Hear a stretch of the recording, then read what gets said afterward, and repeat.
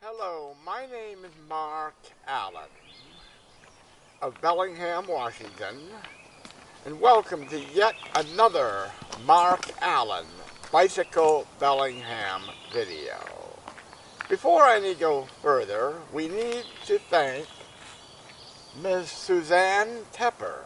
She was the woman who very generously donated this park bench that I'm sitting on here in beautiful Cordata Park here in Bellingham. This video is the discovery of 3 hidden jewels of Bellingham. The first one is the park we're sitting in, which is Cordata Park, extremely undiscovered and extremely private, very suitable for a quiet meditation. Next, in my mind, being 66 years old, escapes me, I believe I remember correctly, is Locust or Lotus, I can't remember which, Beach Park. Extremely undiscovered. I'll correct the name when we get there, but being 66 years old, we often have to do a Control-Alt-Delete reset of my brain. Moving along, we're going to head over to Scrollacum Beach Park, an undiscovered beach close to Bellingham Technical College. Along with this video, there will be a companion website, bicyclebellingham.com, as you can see on the bottom of your screen. Also, since this is a fairly long video, I'm going to try to provide a semi-accurate index of the various points of interest and the time in which they appear in the video that you can see on the left-hand side of your screen, and I'll get out of your way. So, enjoy, but most importantly, if you see me out in the roads here in Bellingham or Whatcom County, and you should recognize me by my unusual homemade clothing. You're welcome to stop me, have a quick chat, and most importantly, ask any question about my videos or what I know about Bellingham. And of course, I know enough about Bellingham to be very dangerous and to be very entertaining. Enjoy. We're going to start off here at Cornwall Park at the intersection of Meridian and East Victor, where we left off in the last video. Let's head west on East Victor until we get to northwest. You'll be passing a school building on your left and another school building on your right before you get to this intersection with northwest. We're going to turn right here, heading north. Northwest does have a bicycle lane. It's not too bad. Traffic, very little traffic in fact. We're going to go straight to the first intersection by Jaegers on your left. Note the rainbow-colored railings of this bridge. You'll be going straight through here. That's Qualicum way down below. And you stay out of the right turn lane here as we're going to go straight through this intersection. Continuing on northwest, going past that school on your left until we get to a roundabout. Now in roundabouts, you can either use the sidewalk or stay in the main lane. It is a shared lane with cars and bicycles, and with any roundabout, you need to yield the drivers who are already in the circle. We're going to go straight through, and I am going to go ahead and use the sidewalk here to let some of the traffic that built behind me pass on by. We're going under I-5. Here's a second roundabout. We're going to do the same thing. It is clear, and we get into the bicycle lane as soon as we can. And here, at the intersection of Northwest and Bakerview, we're going to turn right, going east on Bakerview. Now, once you're heading east on Bakerview, you will watch out for the very first traffic signal intersection, which is at Eliza. You need to turn right to head north on Eliza at this intersection. Now, Eliza also has a bicycle lane, and it does have moderate traffic. You stay on Eliza until you get to Westerly. You turn right on Westerly. Once you're on Westerly going eastbound, you will see Whatcom Community College on your left, and eventually you will see the Cordata Community Food Co-op store on your right. You're going to come to a roundabout. You'll stay in the roundabout until you are headed north on Cordata. There's south on Cordata, there's continuing east on Westerly, and there's north on Cordata. You know you're going in the right direction when you see that Cordata Bus Transit Center on your right. Here is the first roundabout you come through. You're going to stay on Cordata going northbound. Traffic gets lighter as you continue to head north. Once again, we're coming to another roundabout.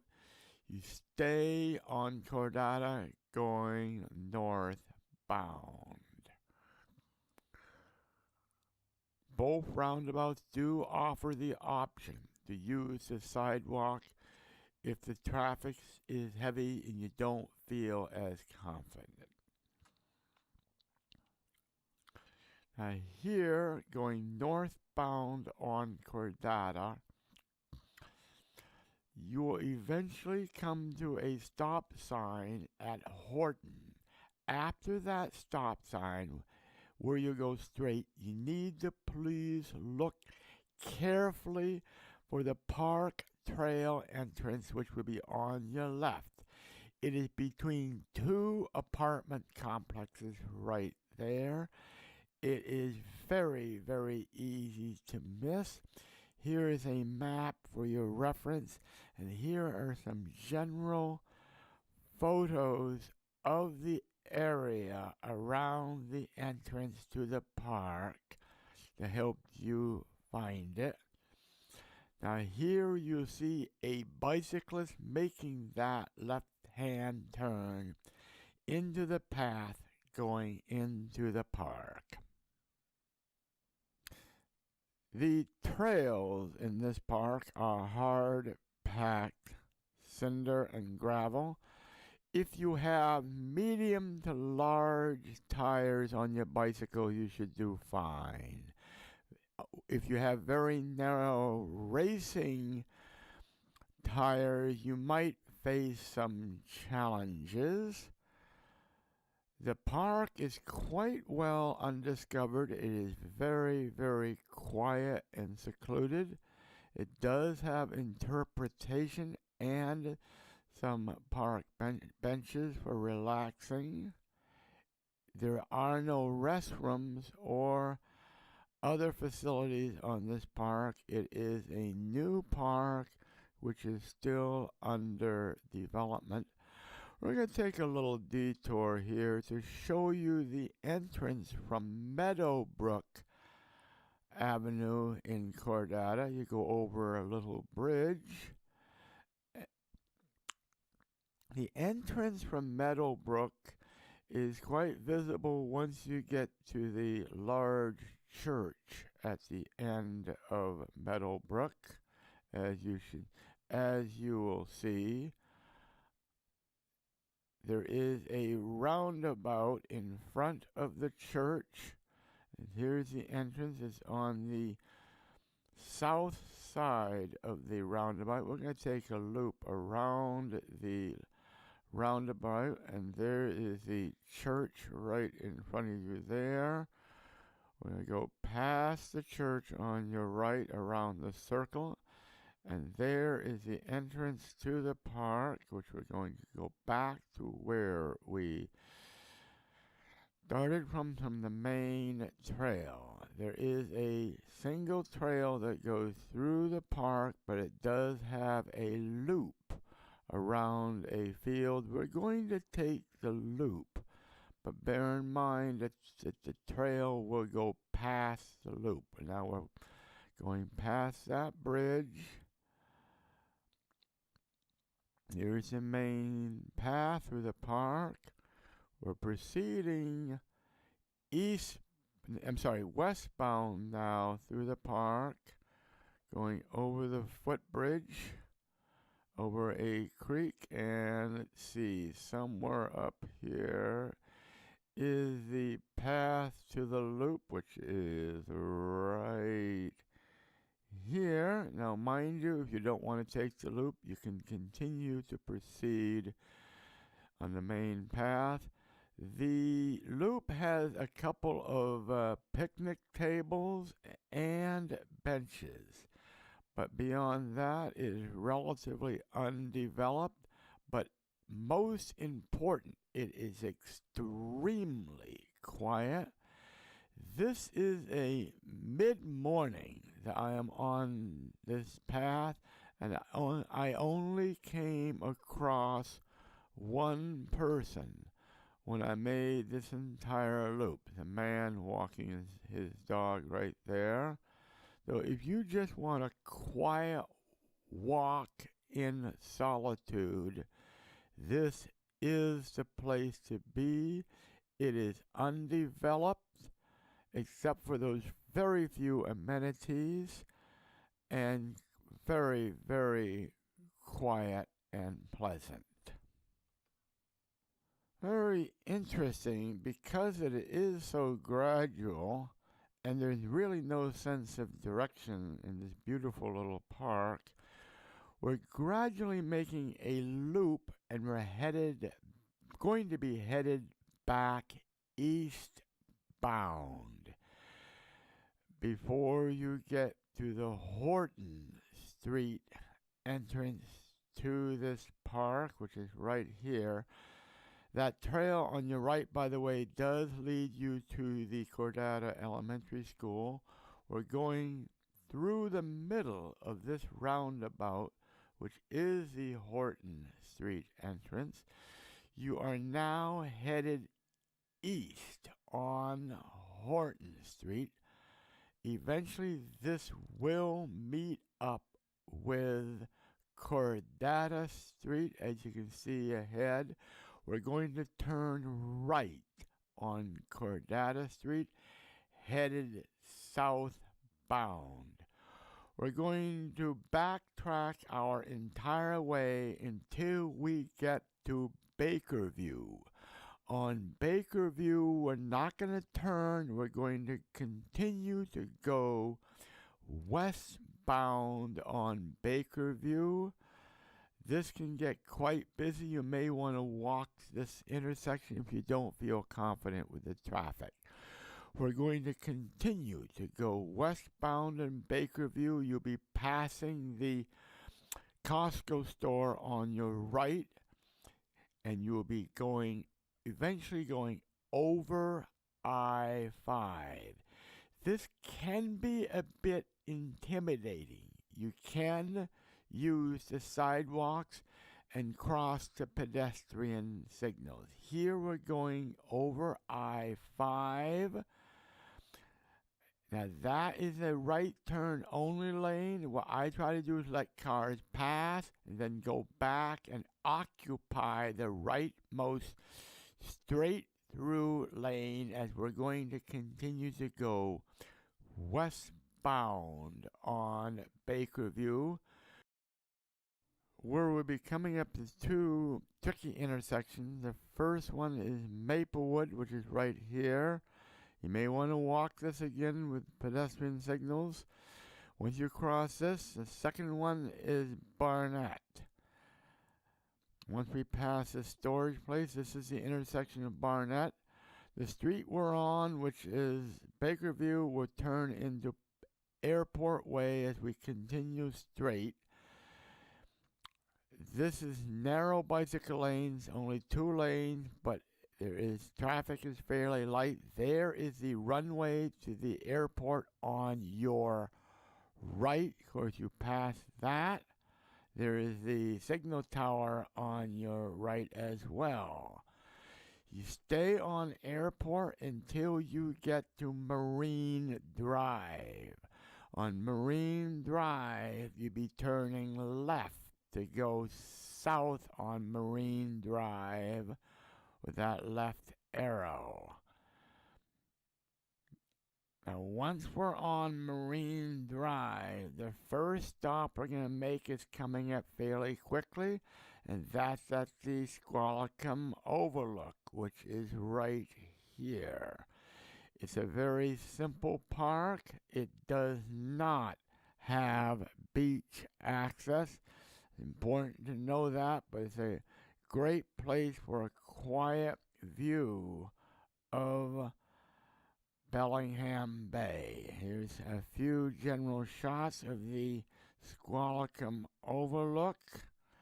There are some picnic tables, limited facilities here, and there are some footpaths. Here are some shots of the bay as you see it from the Overlook. Now, there's a path that goes down too, but you do not cross those railroad tracks. There is no beach access. Now let's continue south on Marine Drive. Our next stop will be Locust Street Park, Beach Park, Locust Beach Park. This is very tricky to find. I will try to help you, but you need to look on your left for Locust Street. You'll see a railing on your left. That's your first hint. And the second hint is the stone wall on your right. That is the road that goes to Locust Beach. Let's try some general shots. You see a stone wall on your left. There is the sign. Very small and very, very easy to miss. You might consider using that metal-sided building as a guidance. That sign will be on your left. You will turn right here. Again, right after that little stone wall. That railing that you pass on your left is a good warning sign that you are coming to this intersection and heading down that street, which is Locust Street, to the beach. This is extremely undeveloped. No facilities at all. Not handicapped accessible. And as far as I know, there is no budget for continuing development of this beach. They do provide a small parking lot, and there is some limited information right there on that sign to your right. Let's continue down the road. It will become a steep hill once you go under the Burlington Northern Railroad tracks. Yes, there is an underpass to the tracks. Again, I need to emphasize this is not developed at all. You'll be passing that wall to your right, and there is the underpass. Please do not take that beaten path on your right and go on the tracks. This is a highly active main line for Burlington Northern going up to Canada. There is a trail to your right. If you go past that stone, you'll be gone too far. The trail is narrow. It is not suitable for any bicycles except for maybe mountain bicycles. I am now walking my bicycle down that trail. It is quite secluded. There is very, very limited interpretation and signage. The only real sign you're going to see is that warning sign to your right. There is private property on both sides. Let's continue walking down this path, and you're going to come to some steps. I need to warn you, there is no handrail on the steps, and there's no signage. As I said, this is not developed at all. Here we're coming to the head of the steps. They are steep and narrow. As you can see, I'm taking it very, very slowly. And by the way, this film is at double the rate of speed. I almost got in trouble here. A hiker with 2 dogs that were not leashed came up to me from behind, and his dogs almost knocked me over. So you need to be careful. This is not developed. Apparently it is off-leash area, to be careful of animals. Now we're coming to Locust Beach. As you can see, it is not developed at all, but it is a beautiful little beach. We're going to try to do some general shots here, looking out to the bay from where you get off of the trail. If you look carefully to your south, you can see towards downtown Bellingham and beyond. Actually, downtown is to your left beyond that hill. You're looking, if you look carefully, at Boulevard Park, then Fairhaven. The red buildings are Fairhaven. The white buildings are the shipyard, and then you continue on to the point into Chuckanut Bay. Here we're looking at Lummi Point, to where it meets the mainland. As you can see, very pristine, very quiet, and completely undeveloped. Now for the long, hard trek up the stairs. It's approximately a 75-foot vertical climb. Again, you can see the stairs have no railing. Now I've got to somehow navigate this puddle without getting wet to continue my way on to this, back on the road back to Marine Drive. Now, on Marine Drive, we're going to turn right to continue to go southbound. Our next stop is Scrollacum Beach Park, another one that is tricky to find. You can continue down this gradual hill on Marine Drive. You get some wonderful panoramic views. What you need to look out for here on Marine Drive, you're going to come to a bridge. You're going to go past that cement plant, and there will be a bridge that you'll be crossing. Once you go over that bridge, and there's a map for your reference, you will need to get into the lane. You're going to turn left right after that bridge. The road you're looking for is Lindbergh Avenue, right after this overpass. And by the way, you're going over the trail that you will be going on. So you turn left right here and immediately turn left again. There is the entrance to the path going into Scrollacum Beach. This is a little bit more developed, but it is not very easily accessible to handicapped, and there are no facilities at all. That is, no restrooms, no picnic table, no nothing. A simple, undeveloped beach.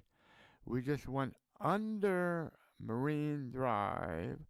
What we're coming to here is the railroad overpass, and once again, please do not try to climb up onto that overpass. That is a very busy main line for Burlington Northern going up to Canada. There is the beach in front of you.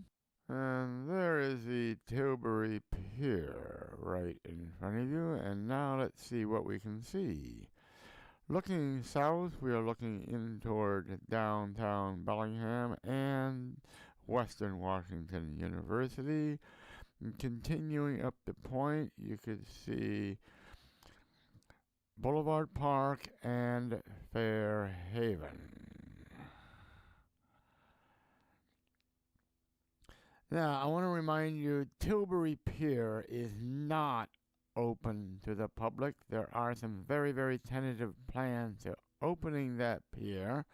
By the way, there's a view through the struts of the overpass, and here is a view through the lock gate to the surface of Tilbury Pier. Now, to make our way back to Northwest, you're going to take the trail that's on the top side of the beach, not the trail you came in on. This is a trail right at the entrance to the Tilbury Pier, and this gives you a continuous access on trail all the way back to Northwest Avenue. It is quite obvious with this trail. The other trail on the south side would take you to Bellingham Technical College. We're going to return to Northwest, which will eventually take us back to East Victor and on home. So that's pretty much it. I want to thank you for coming along with me, and I will hope to see you either in person or on my next video, whatever that may be. If you see a most colorful bicycle rider with funny homemade clothing, that is me. Have a lovely bicycle ride.